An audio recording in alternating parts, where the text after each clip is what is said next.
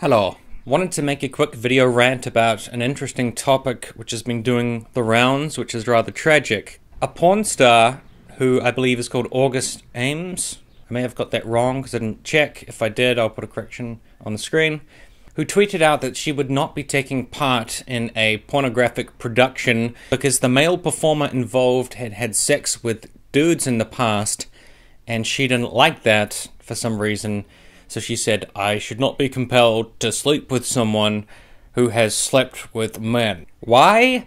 I don't know. The only reason I could think of would be homophobia, like for some reason she thinks that a gay person is corrupted somehow because they've had sex with a man. Maybe they're not gay, maybe they're bi. It's a bigoted thought, and I don't know why someone would hold it. I mean, the only thing that should really matter is that somebody is clean, like they've been tested, and they have no STIs, or no viruses or anything. And if that's the case, why can't you have sex with a man who's had sex with men?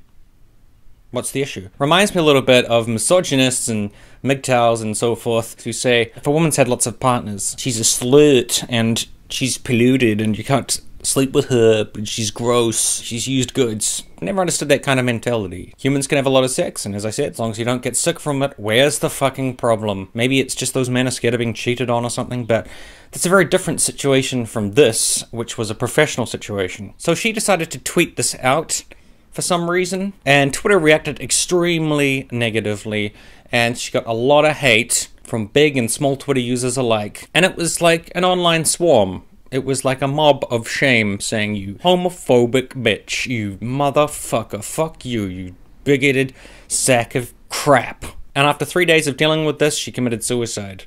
People have been reacting to this strongly, and there's been a lot of accusations flying around about whose fault it is. One such accusation from Ian Miles Chong is that it's the fault of SJWs, because of course it is. Everything is the fault of SJWs in this world. It has to be because of SJWs. By definition, anybody getting angry about bigotry is an SJW, because anti-SJWs and non-SJWs, they don't care about bigotry and they never get angry about it, so they can't be SJWs. Then again, SJW is about the tactics one uses. If you use bad tactics, you're an SJW. These people used bad tactics about bigotry, so they're SJWs. But to that I would just ask, how do you know that any of these people cared about any social justice issues? What if some of them just cared about homophobia? And I guess that's a social justice issue then, caring about homophobia. And if you said to this woman, that's homophobic, I don't agree with that, because there's nothing wrong with a man having slept with a man. It doesn't impact anything. The only reason you could be worried about this would be homophobia.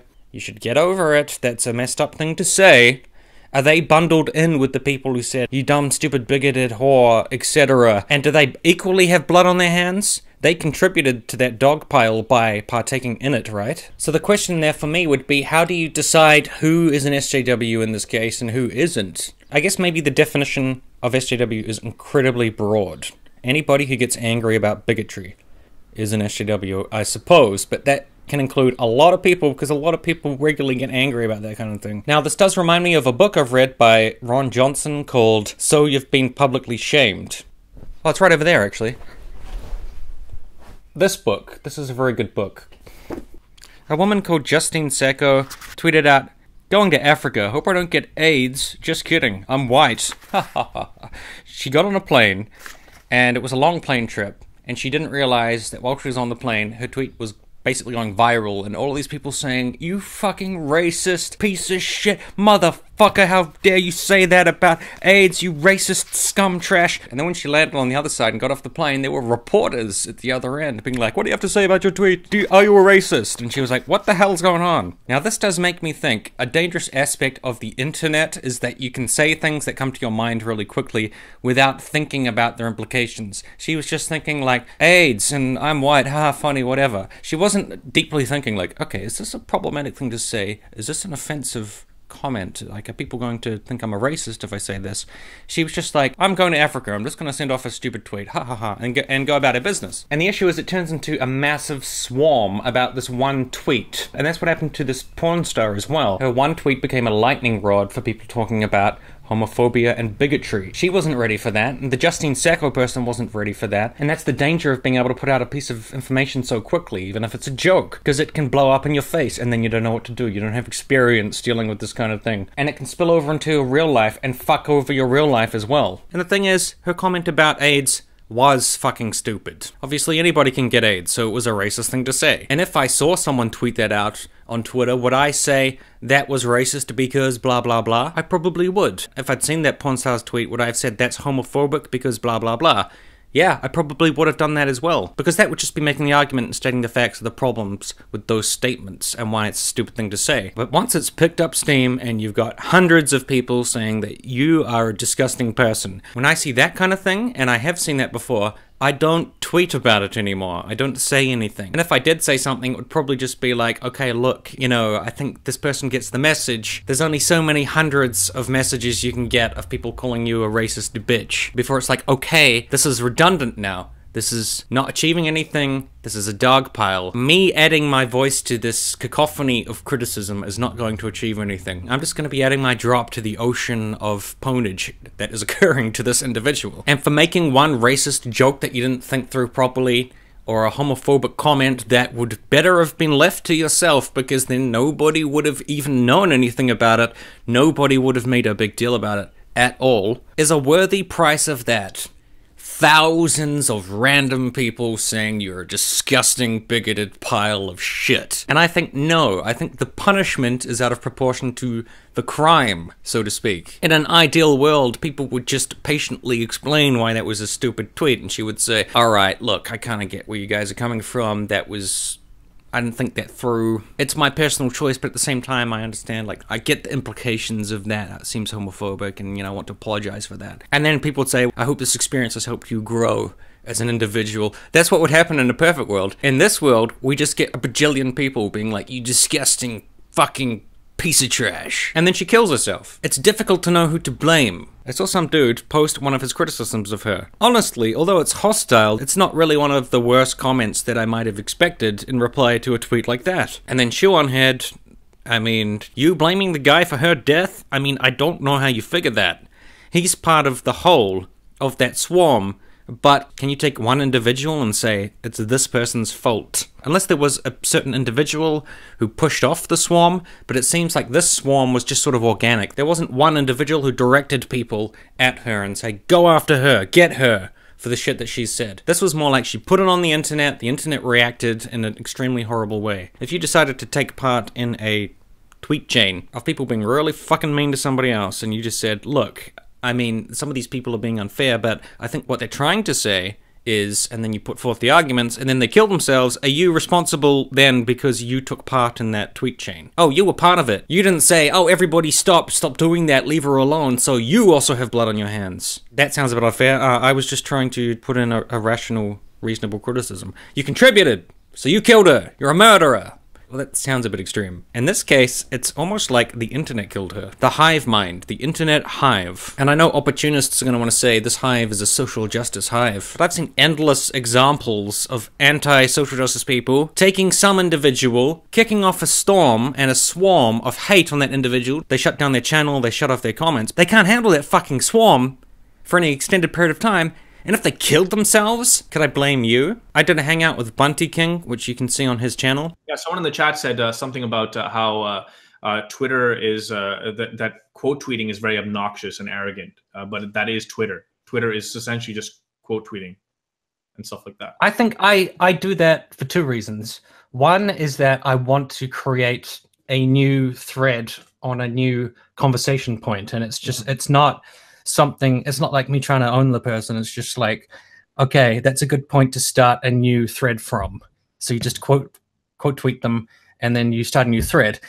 But another way of doing it is like, what this person said is fucking stupid, and I want my followers to see the stupid thing this person said and say, you're stupid. And I do that sometimes, but it's normally with people who I just don't respect, or, you know, I've had exchanges with them where I feel like they're extremely uncharitable, like they're not listening, they just want to own me and shit. So I'm like, well, fine then, like, let's do this. I'll just quote tweet you and be like, what you said was fucking dumb, and then all my followers will come in and say you're a fucking idiot. Because, you know, you've spent all this time treating me like I'm a fucking idiot. I'm not going to disarm and, you know, treat you with the respect you haven't given me. So Yeah. Bering was in the chat. He was like, mate, so you just admitted to dogpiling people, got your tube dirt. Because that's what he talks like. And that's fucking rich. You know, Bering built his entire channel on dogpiling random content creators, and all his fans would swarm them, and they'd get like thousands and thousands of downvotes, hundreds upon hundreds of kill yourself, whore, you dumb bitch, stupid fat ugly slut, calling them a retard, etc. For me, there's bounds of reason. You know, if somebody who has built their entire YouTube career on dogpiling people says to me, you admitted to dogpiling, gotcha, and they have never been able to admit to what they do, then shut the fuck up. You don't care about this issue, you've never cared about it. I get told off for self-reflecting. I've never pretended to be perfect. There are times where I get angry on the internet. Perhaps I don't think properly about how my actions impact the other person. I don't think about the fact that because I'm pissed off at this person, maybe they've treated me badly, that's usually what sets it off. I try not to do it to just random people who haven't done anything wrong to me. Maybe I'm pissed off at them, so I just want to be like, fuck you. I don't often think about how that impacts them, because we're involved in a fight, we're involved in a conversation. That does make me think about my own conduct, does make me want to be better, but I'm not going to take any criticism from people who have never cared about any kind of self-reflection or self-improvement. It reminds me a little bit of the allegations against Franken and the allegations against Donald Trump in regards to sexual misconduct. Franken has to step down. He's disgusting. Look at all these horrible things he's done.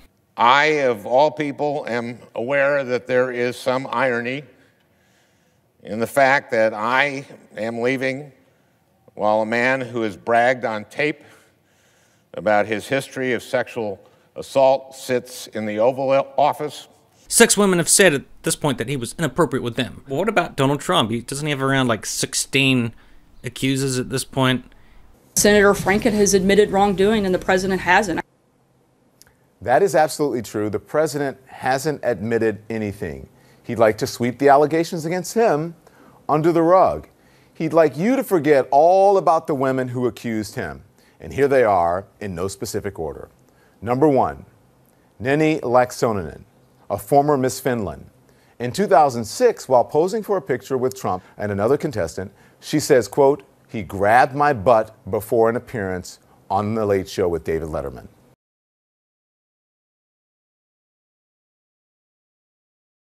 And reporters ask, how can you defend Trump but go after Franken? And they say, well, Franken has admitted it.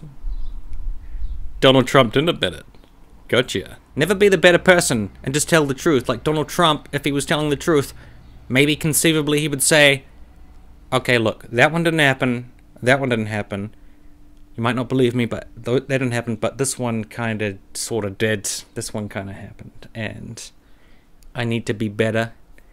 I need to be a better person. Gotcha! You admitted to something. Now you lose. When you get punished for admitting things, and if you just refuse to ever admit anything, nobody ever gives you shit. Different situation, but reminded me of saying, yeah, occasionally I quote tweet someone and then my followers jump on board and attack them. Admitting things, that means you're guilty. And despite my obvious record of dogpiling people constantly, I never admitted to it, so it's fine. And that's the thing, I don't see what happened to this porn star through that narrow social justice, anti-social justice lens. For me, it's more a matter of the nature of the internet shaming and dogpiling, which are things that occur across all spheres. How do we decide which individuals of a dogpile are responsible for what? How can we know whether somebody who gets dogpiled is going to kill themselves? Can we? If I quote tweet somebody and then my followers jump on them and they kill themselves, am I to blame for that? Like, how would I have known they were going to kill themselves? I can't really know that, can I? But by the same token, would I feel racked with guilt? Yes.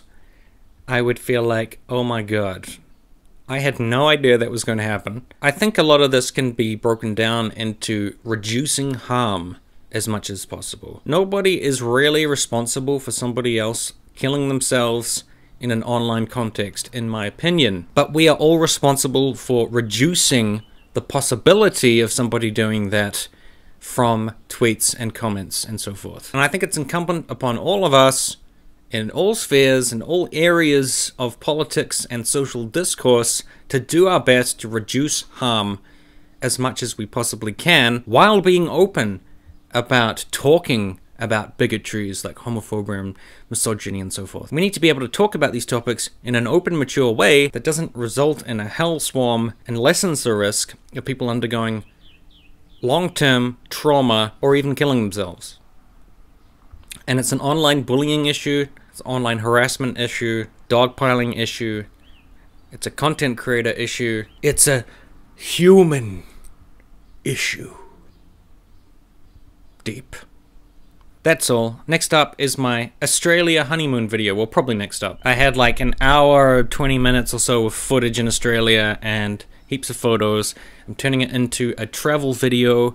It's slow going, it takes a long time. I found it very hard to motivate myself on it, but I think the final product will be good. And I've been recording a bunch of songs for it, so it's also kind of a musical in a sense. Look forward to that. I'll get it up when I can. I'll get it up when I can. That sounded weird. Take care of yourselves. And each other.